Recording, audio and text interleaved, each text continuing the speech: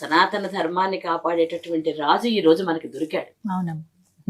ఆయన అడుగుజాడల్లో ఇవన్నీ నడవాలి. ఎందుకంటే మీకు త్రేతాయుగంలోనూ, కృతయుగంలోనూ, ద్వాపర యుగంలోనూ ఉండేటటువంటి రాక్షసులందరూ ఉమ్, అలాంటి రూపురేఖలతో లేకపోయినా ఇప్పుడు మన మధ్యనే తిరుగుతున్నారు వాళ్ళు.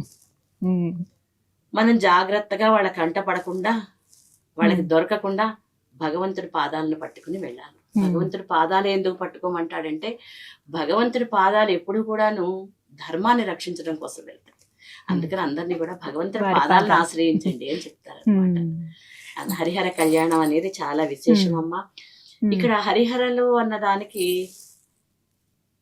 ఈశ్వరుడుని చెప్పేటప్పుడు ఎప్పుడు మనకి పెద్దవాళ్ళని పోలుస్తారు. ఉమ్, పార్వతీ పరమేశ్వరులాగా ఉన్నారండి అంటారు కాస్త పెద్ద. ఉమ్.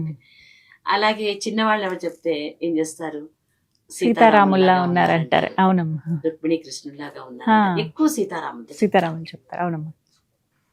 అందుకోసం అని చెప్పేసి ఉమ్, చక్కగా ఆ సీతమ్మవారు చరిత్రలో ఈ రోజు వరకు కూడా నిలిచిపోయిందో ఉమ్, అలాగ వివాహ వ్యవస్థ అనేది నిలుపుకుని ఉమ్, మన తర్వాత తరాలకి చూడండి, ఎక్కడ చూడండి, ఏ దేశాల్లో చూడండి, 6 నెలలు ఉండి వెళ్ళిపోయే భార్య, ఉమ్. ఇంకో ఏడాది ఉండి వెళ్ళిపోయే అవునమ్మా. ఈ భర్త. మధ్య కాలంలో అలా ఎక్కువగా ఉంటాయి. చూస్తున్నాం. అలాంటిది ఎన్నో అవస్థలు పడుతూ కూడా తినడానికి తిండి లేని సమయంలో కూడా భర్త ఏమి తీసుకొస్తే దాన్ని దొడ్లో ఉన్నటువంటి ఏ ఒక్కొక్క కూరగాయతో తయారు చేసి వాటితోనే 10 మంది పిల్లల్ని పెంచిన తల్లి అసలు ఎలా ఉండేవాళ్ళో కూడా. ఎలా ఉండేవారో తెలియదు. మరి ఇవాళ వ్యవస్థకి అప్పటి వ్యవస్థకి అంటే ధనం ఇవాళ తేలికైంది. ఉమ్, మరి ధనం తేలికైనప్పుడు మనం కూడా ఇవన్నీ చక్కగా లగ్జరీగా చేసుకోవచ్చు. ఉమ్, చేసేటటువంటి వాళ్ళు ఉన్నారు.